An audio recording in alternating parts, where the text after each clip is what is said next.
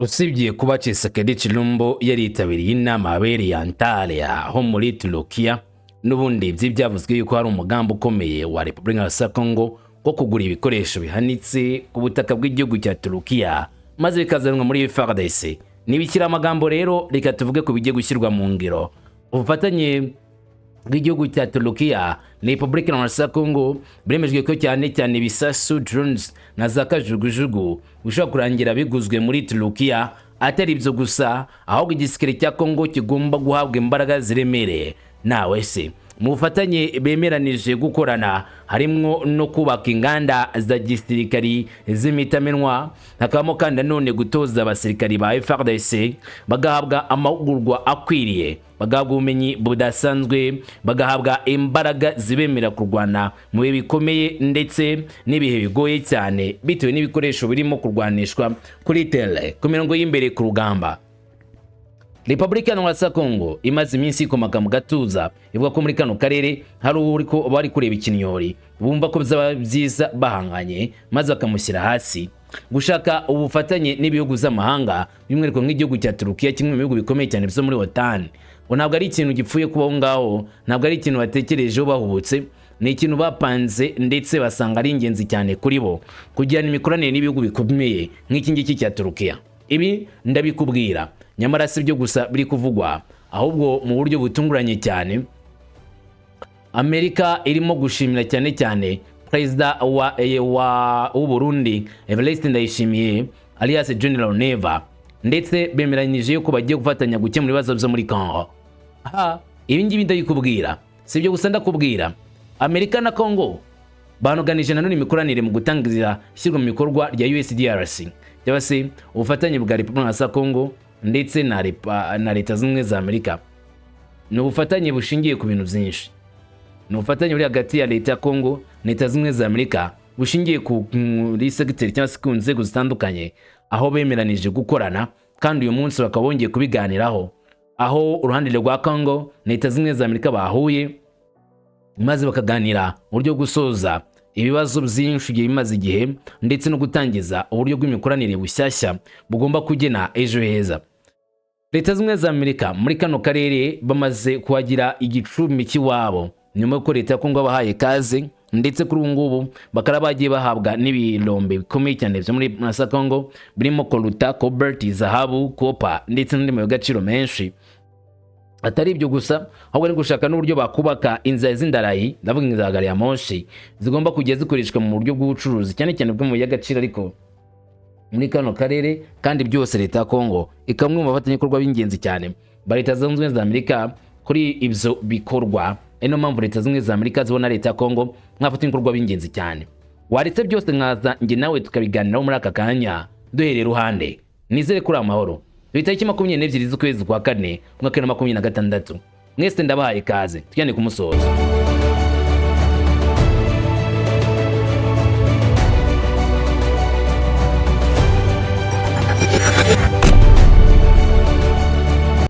Nibyatunguye abantu benshi kandi benshi cyane ibyo kumva Leta ya Congo ikomeje ubufatanye n'ibihugu bikomeye. Kuri iyi nshuro bakaba yerekeje amaso ya murasirazuba rwo hagati kuganira n'igihugu cya Turukiya. Buretse gato, Turukiya si ubwa mbere bivuzwe mu bufatanye n'igihugu cya Repubulika Iharanira Demokarasi ya Congo, kuko no mu minsi yashize byavuzwe ko Leta ya Congo n'igihugu cya Turukiya bagiranye amasezerano mu bya gisirikare. Hino havuye amakuru yemeza ko Leta ya Congo yaba yaraguze indege zo mu bwoko bwa Bayraktar TB2 mu gihugu cya Turukiya, ndavuga drones zifashwe cyane ku mirongo y'imbere ku rugamba. Gusa amakuru akemeza ko bari bafite gahunda yo gukomeza gusinyana amasezerano n'igihugu cya Turukiya kugira ngo Congo izabone n'ibindi bikoresho by'ingenzi cyane birimo za kajugujugu, birimo izindi drones ndetse n'ibisasu bifashwe cyane ku mirongo y'imbere ku rugamba. Amakuru yabanje gutangazwa avuga ko Congo yateretse igihugu cya Turukiya ngo kibahereje cyangwa se cyafashe kubona zimwe muri za tanks, ibifaru byifashwe cyane ku mirongo y'imbere ku rugamba bizanwe muri Congo. Gusa amakuru y'ibi bifaru ntabwo tuzi ngo yarangiye gute, byavuzweho rimwe ubundi byongera kuvugwa.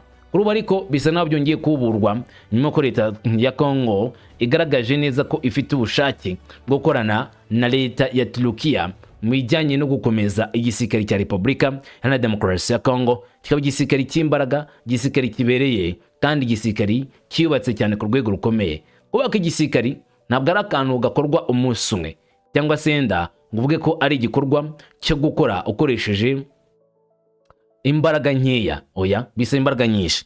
Mwite Maître Guy Kabombo Modiamvita ni vice president wa Repubulika ya Kongo, akaba na minisitiri w'ingabo n'abavuye mu gisirikare ingabo z'ikurugerero za Repubulika ya Kongo. Yasuye Turukiya mu gushaka ibikoresho byo gukomeza FARDC ngo irusheho kuba igisirikare cyubatse cyane. Mu byo yeretswe, Bwana Kabombo Modiamvita yeretswe ubwato bwa gisirikari, aho kuri ubu ngubu leta ya Kongo yavuze ko ishaka ubwato bubiri bw'intambara, bumwe buzanwa mu burasirazuba bwa Kongo, bundi bukajyanwa mu mazi ahuza Kongo Brazzaville na Kongo Kinshasa, byaba na ngombwa bagakora n'uburyo barinda inguni zabo zo ku Atlantique ku nyanja, aho bakora nyine birumvikana. Amakuru si ubwa mbere bivuzwe, nzi ko ugerageje mbikubwira kuba Kongo yifuza ubwato, gusa mu byemeranijwe byo kuzanwa muri Kongo ntabwo ubwato burimo. Ku rukuta rwa vice minisitiri w'intebe wa Kongo Guy Kabombo Modiamvita ndetse n'urukuta rwa minisiteri y'ingabo muri Kongo bagize bati kugana ku migambi mishya yo kuvugurura ingabo za Repubulika ya Kongo. Nyuma yaho Paris vice minisitiri w'intebe ka minisitiri w'ingabo z'igihugu n'abasirikare bakuru nyakubahwa Maître Guy Kabombo Modiamvita yashyize imizigo cyangwa se yashyize ibikapu bye i Ankara, bivuze ko yazikoreye uruzinduko i Ankara mu murwa mukuru wa Turukiya ku cyumweru tariki 19 Mata 2026, ashaka ubumenyi bwa gisirikari bukenewe kugira ngo akomeze ubushobozi bw'ibikorwa za FARDC. Nimba mbisha amagambo neza, Bwana Guy Kabombo Modiamvita yagiye muri Turukiya, ikimujyanye kimwe rukumbi ari ugushaka ibikenewe byose kugira ngo ubushobozi bwa FARDC bukomezwe. FARDC iby'igisirikare cyubatse, FARDC iby'igisirikare gikomeye gishobora kujya ku mirongo y'imbere ku rugamba kigangana n'uwari we wese, kandi kikaba cyatsinda muri urwo rugamba cyaba kigiyemo. Hamwe n'ubufatanye bwa gisirikare hagati y'ibihugu byombi, Maître Guy Kabombo Modiamvita bati arashaka kuzana ibikorwa by'inganda z'ingabo za Kongo. Kuwa mbere tariki 20 Mata 2026, umuyobozi w'ingabo za Kongo yasuye inganda z'ingabo zikorera muri Ankara. Ubutumwa bwa tekinike bugamije kwibonera imbaraga za gisirikari za Turukiya zifatwa nk'ingabo za kabiri muri OTAN n'ingabo za 9 ku isi mu bijyanye no gukora ibikoresho bya gisirikari. Urugendo rwemewe ruje mu rwego rw'ivugurura ry'imiterere rigamije guha FARDC ibikoresho bigezweho byo gukora inganda z'ingabo zikorera muri Kongo cyangwa zikorera igisirikari. Bityo ubushakashatsi bw'ibice by'ingabo n'inganda za Turukiya ni ngombwa. Bati hamwe n'ubufatanye bwa gisirikari rero hagati y'ibihugu zombi, Maître Guy Kabombo Modiamvita kuba yarasuye izi nganda ngo n'urugendo rwemewe ruje mu rwego rw'ivugurura ry'imiterere rigamije guha Kongo ibikoresho. Iyi nshingano nshya ya Repubulika ya Turukiya ngizaba intambwe ikomeye mu gushyira mu bikorwa amasezerano yagiranye hagati ya Kongo nabo ubwabo. Twibuka ko vice minisitiri w'intebe minisitiri w'ingabo z'igihugu n'abahoze ku rugamba Guy Kabombo Modiamvita yagiranye inama yahuza ibihugu zombi muri Nyakanga 2025 na mugenzi wa Turukiya Yasar Gül ku ruhande rw'imurikagurisha mpuzamahanga ry'inganda z'ingabo ya Istanbul ku nshuro 17. Impande zombi kandi zagaragaje ubushake bwazo bwo gukomeza ubufatanye bwabo, cyane cyane binyuze mu mahugurwa ya FARDC, kohereza gusangira ubumenyi no kugura ibikoresho bijyanye n'umutekano w'igihugu. Iyo ngiye bari baravyemeje mbere. Uyu ni Maître Guy Kabombo Modiamvita mu ruhande rw'iburyo na mugenzi we Yasar mu ruhande rw'ibumoso wa Turukiya. Ibyo bemeranije rero cyangwa se barimo gufatanya kuri iyi nshuro ni ugutuma Kongo ibona ibikoresho by'ingenzi cyane Turukiya ifite yakoze, bikaba byazanirwa Kongo FARDC igisirikare cya leta ya Kongo. Ibi kandi ni mu rwego rwo gukomeza igisirikare cya Kongo. Nujya kuri Global Fire Power, urubuga rukunze gushyira ku karubanda imikurikiranire y'ibihugu mu buryo bifite ibikoresho bikomeye ndetse n'igisirikare gikomeye, urasanga Kongo itari ku myanya ya nyuma muri Afurika no ku isi. Usanga Kongo yibere ku mwanya wa 8 muri Afurika. Bivuze neza ko ari igihugu n'undi gisanganwe ibikoresho byinshi bya gisirikare. Gusa kuri iyi nshuro bagiye kuzana ibikoresho byiza cyane bikomotse muri Turukiya, ariko niyongereho kuba igihugu cya Kongo kigomba gusangira na Turkiya ubumenyi ndetse n'amasomo y'amahugurwa ya gisirikari atuma igihugu cya Kongo gikomera. Kongo na Ankara bagiye gukorana byihuse mu kubaka inganda za gisirikari muri Kongo. Ni hagati y'inganda zigamije cyangwa se inganda zigomba kuzana umutekano. Ubufatanye hagati ya Turkiya na Republika ya Kongo barimo kugaragaza ifatanye bwabo nk'inkingi y'iterambere. Gaikabamo Mudiamvita yakiriwe kuwa mbere tariki 2026 mu birori bya perezida w'inganda z'ingabo za Turkiya na Profeseri Haluki Golgun n'umunyamabanga ushinzwe inganda nyine z'ingabo hariya muri Turkiya. Ibiganiro byibanze ku iterambere ry'imishinga iri gukorwa, harimo kugura ibintu byakozwe urumva ngo bimwe mu misasu, ibifaro, indege, uburinzi bw'ikirere n'ibindi byarangije gukorerwa muri Turkiya, ndetse n'imwe cyiciro cyo gushyirwa mu bikorwa se ibikiri mu nganda bizazanwa. Impande zombi kandi zasumye ibiteganijwe mu gihe kizaza, cyane cyane mu nzego z'iterambere ry'inganda n'ufatanye mu bya tekinike, aho leta Kongo ne gutegura icyanya cy'inganda za gisirikari. Bivuze ngo Turkiya izamfatanya ikorwa mwiza wa leta Kongo mu kugena uburyo izi nganda zikora, ndetse yewe no gukora cyangwa se no kubafasha kugira formule zimwe mikoresho bimwe na bimwe bikenerwa mu gisirikari. Buryo Turkiya izamu bantu b'ingenzi cyane bafasha leta ya Kongo kubona ibyo ikeneye mu nganda zabo za gisirikari bitegura gutangiza. Mu bwumvikane bibanze cyane ku guhugura abakozi, werekanye ubumenyi buhoro buhoro no kongera ubumenyi mu bakozi ba Kongo, ariko nanone kugikenewe cyo gushyiraho ubufatanye burambye mu nganda. Yo nakubwiraga ko abakozi benshi bazakora mu nganda za gisirikare za Kongo bazajya baratorejwe muri Turkiya. Ikindi kandi Turkiya ijya baha experts cyangwa se impuguke mu by'inganda za gisirikari zigomba kuza gufasha Republika ya Demokarasi ya Kongo mu gihe Kongo izabarangije kubaka inganda za gisirikare. Birumvikana ko Gaikabamo Mudiamvita guhura n'uruhande rwa Turkiya ari uburyo bukomeye cyane byo gushimangira uburyo bw'imikoranire cyangwa se bw'ubufatanye.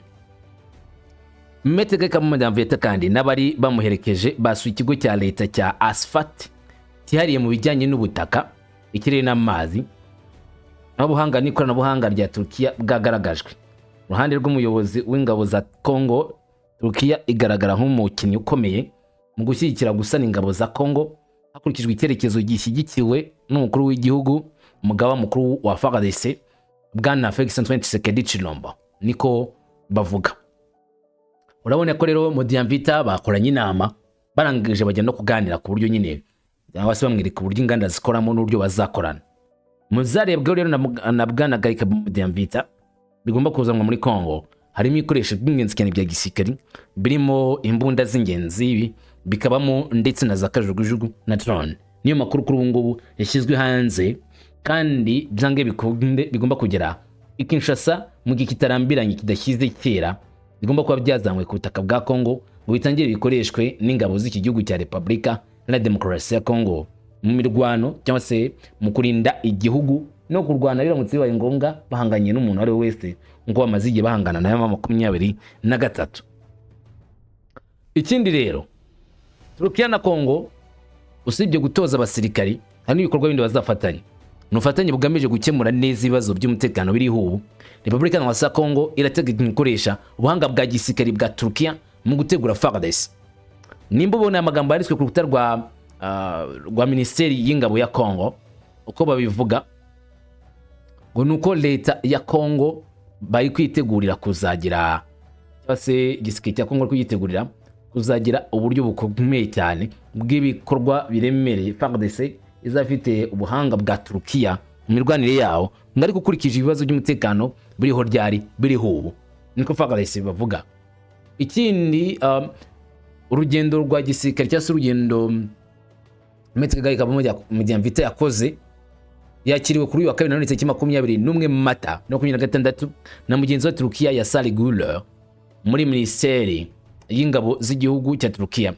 Nama y'abayobozi bombi baje kugira ku kiganiro mu muhezo mbere yo kwifatanya n'impuguke zabo mu nzego zo mu kazi. Intego ni ugushimangira umubano w'ingabo z'ibihugu zombi kubw'imbaraga z'abakuru b'ibihugu bibiri Recep Tayyip Erdogan na Tshisekedi Tshilombo Felix Antoine. Ubufatanye bw'ingamba hagati ya Kinshasa na Ankara bushingiye ku ngingo eshatu arizo kongera ubushobozi bw'ingabo mu bikorwa, guhererekanya ubumenyi no gushyigikira iterambere ry'inganda z'ingabo za Kongo. Ruhande rwa Minisitiri w'Intebe wungirije w'ingabo akaba na Minisitiri w'ingabo z'igihugu za Kongo wagaragaje ko yishimiye ubufatanye bwiza na Minisiteri y'ingabo ya Turkiya cyane cyane binyuze mu gusinya amasezerano hagati ya Afridex na MKE, isosiyete y'inganda za gisirikare za Turkiya. Ibi bigaragaza impinduka ikomeye mu kongera imbaraga mu gukoresha ibikoresho bya gisirikare ku nyungu za FARDC. Ntabwo nzi byumvise. FARDC ngo yiyemeje gukorana n'izi nganda zo muri Turkiya mu kubakorera ibikoresho bigezweho kandi byiza cyane. Bivuze ngo leta ya Kongo ibyo twabonaga bigiye kuba ibya antiquite, ibyo mu gihe cyashize, babone ibikoresho byo mu gihe gishya bikozwe na Turkiya. Kuri isho kandi yasabye kwihutisha ishyirwa mu bikorwa ry'amasezerano yasinywe mu 2022 yerekeye inganda z'ingabo n'amasezerano y'inkunga y'imari hagati y'ibihugu zombi. Ruhande rwe Minisitiri wa Turkiya yagaragaje ubushake bwa Turkiya bwo gushyigikira Kongo mu kuvugurura ibikoresho byayo zo kwirwanaho mu gihe hatezwe imbere nanone ingamba z'ingirakamaro ku mpande zombi. Hakurikiyeho urugendo ruyobowe na Makine Vekimia Industry MKE, imwe mu masosiyete akomeye yo kwirwanaho muri Turkiya. Wungirije Minisitiri w'Intebe wa Kongo ushinzwe ingabo z'igihugu Maître Kamamedi Yamvita nawe yunamiye kumva ya Mustafa Kemal Atatürk washinze akanaba na perezida wa mbere wa Repubulika ya Turkiya, nawe ashyira indabo aho ngaho ku rwibutso rwe. Ariko kandi nanone nyuma guhamya ubufatanye buhamye hagati ya Kongo ndetse n'igihugu cya Turkiya, uko niko byari byifashe muri icyo gihugu cya Turkiya ku mpande zombi. Maze kuvuga kuri Turkiya cyangwa Turkey, ubufatanye bwayo na Repubulika ya Demokarasi ya Kongo, Leta Zunze Ubumwe za Amerika nazo ntabwo zisigaye zinemeje gufatanya na Repubulika ya Kongo. Ugumva ngo number 1 cyangwa se nimero ya mbere muri OTAN, Leta Zunze Ubumwe za Amerika nayo igiye gufatanya na Leta ya Kongo, nko nimero 2 Turkiya niri gufatanya na Leta ya Kongo. Nimero ya mbere yo dore ibyo bagiye gukorana na Amerika na Kongo, bemeranije imikoranire mishya, ubufatanye bwimbitse kuri bose. Nkuko ibona kuri X ya Minisiteri y'Ubukungu mu gihugu cya Repubulika ya Demokarasi ya Kongo, havuzwe ubufatanye hagati y'ibihugu bibiri. Ni ubufatanye bwaje mu buryo bw'imikoranire hagati ya Leta Zunze Ubumwe za Amerika na Repubulika ya Demokarasi ya Kongo. Kwa kabiri tariki 21 Mata, aganira na bwana Ian Jane Mekare, umuyobozi mukuru wa ambasade ya Leta Zunze Ubumwe za Amerika muri Kongo. Ingingo baganiriyeho ni uvuga ngo Minisitiri w'Imari muri Kongo, ubukungu muri Kongo, yaganiriye na Mekare kuri ibi ngibi. MSKR ni gukwirakwiza ubukungu, gufatanya mu buryo bwo gukwirakwiza ubukungu, gukurura ishoramari, guhindura umutungo mu nzego z'ibanze ndetse no guhanga imirimo mu rubyiruko. Wungirije Minisitiri w'Intebe yongeye kwemeza ubushake bwa guverinoma bwo kubaka ubukungu bufite gahunda, bwemeye kandi butanga agaciro, gufatanya n'abashoramari bafite inshingano zo gukomeza iterambere muri Repubulika ya Demokarasi ya Kongo. Nibutse ko Leta Zunze Ubumwe za Amerika na Leta ya Kongo bakomeje ubufatanye bukomeye cyane mu bya gisirikari, ariko no mu by'ubukungu, na cyane cyane ko Leta Zunze Ubumwe za Amerika na Leta ya Kongo biyemeje gukorana cyane muri kino gihe Kongo iboneka nk'abantu bifitiye umutungo ukenewe cyane ku ruhando mpuzamahanga. Mvuga ngo bafite umutungo critical minerals, amabuye y'agaciro akenewe cyane na bose, barimo na Leta Zunze Ubumwe za Amerika. Niyo mpamvu Leta Zunze Ubumwe za Amerika zibona ko nk'uko umufatanyabikorwa wabo ari ingenzi cyane. Nyamara ibibazo byo muri Kongo gukemuka uyu mugabo atabirimo bisa nko kwambara ipataro inyujije mu mutwe. Amerika yashimagije Perezida Evariste Ndayishimiye ndetse banemeza ko ibibazo byo muri Kongo bijye guturirwa umuti bitewe no gukorana. Mbaza ngo gute? Urukuta rwa X rwa bwana Mossad Barros rwitwa US Senior Advisor for Arab and African Affairs, bwana Barros yagize amagambo yandika ayarekeresha iyo foto mubona imbere ya ayo mafoto abiri muri imbere yanyu. Aho Mossad Barros mu magambo ye yanditse kuri X yagize ati: ikiganiro cyiza cyane na Perezida w'u Burundi akaba na Perezida w'umuryango w'ubumwe bwa Afurika Ndayishimiye Evariste General Neva. Twaganiriye ku ngingo zitandukanye z'ubufatanye bw'ibihugu zombi n'inyungu rusange, harimo amahirwe yo guteza imbere ubukungu mu Burundi no mu karere kanini k'ibiyaga bigari, ndetse n'igikenewe mu mahoro n'ibibazo mu ntambara y'Iburasirazuba za Congo imaze gutera akarere kose. Umubano wa Amerika n'u Burundi ukomeje gukomera hamwe n'ubushobozi bwinshi bwo gushimangira umubano. Turashimira cyane ubufatanye dufitanye na Perezida Ndayishimiye mu nshingano ze zikomeye zo kuyobora Afurika. Kandi twaganiriye ku mahirwe yo gukorana cyane mu gushyigikira ibikorwa by'amahoro n'ubuhuza muri Afurika. Ukurikije ibyo Leta Zunze Ubumwe za Amerika cyangwa se Mossad Barros yanditse, hari ibintu bitatu ugomba guhita wumvamo. Ikintu cya mbere kibanze ni ubufatanye hagati ya Leta Zunze Ubumwe za Amerika n'u Burundi mu bukungu. Ushobora kumva ko wenda Amerika igiye kugira ibintu wa Barundi, ariko siko biri. Ahubwo ni Amerika ikeneye umutungo w'u Burundi. Aho Burundi bwagaragaje ko muri iyi minsi bufite amabuye y'agaciro yifuzwa na benshi, ndetse Leta Zunze Ubumwe za Amerika amasosiyete menshi niwabo twatangiye kureba uburyo bakorana n'igihugu cy'u Burundi mu kwimba gucukura ubwo butare bwo muri iki gihugu cy'u Burundi. Icya kabiri ni bijyanye n'uburyo bagomba gufatanya n'igihugu cy'u Burundi mu kugenzura ubukungu muri kano karere k'ibiyaga bigari. Ni buryo kamasezerano ya Washington igihe asinywa n'ubundi Evariste Ndayishimiye atumiwe na Bwana Donald Trump. Ibi byatangaje benshi n'ugenda batigeze banivugaho cyane, nuko Ndayishimiye yaratumiwe nyuma y'imyaka myinshi bari barafatiwe ibihano, akajya muri Leta Zunze Ubumwe za Amerika n'amaguru ye ndetse n'abaherekeza be, atanatinya kujya muri Leta Zunze Ubumwe za Amerika yambaye imyenda itagira karavati, nubwo abanyamerika babyanga, ariko yagiye yambaye uko akunda kwambara ya makoti ye, reka tuyite made in Burundi, akijya muri Washington. Ariko ibyo ntabwo Leta Zunze Ubumwe za Amerika zagomba kubirebaho bitewe n'impamvu bari bamukeneye n'ubukungu buri mu Burundi, ibuye ry'agaciro olingate ubyange cyangwa se uzemere. Gatatu ni ukuvuga ngo Uburundi bugomba kuba umufatanyabikorwa mwiza w'igihugu cya Leta Zunze Ubumwe za Amerika mu bijyanye no kugarura amahoro muri Repubulika ya Congo, amahoro muri Afurika.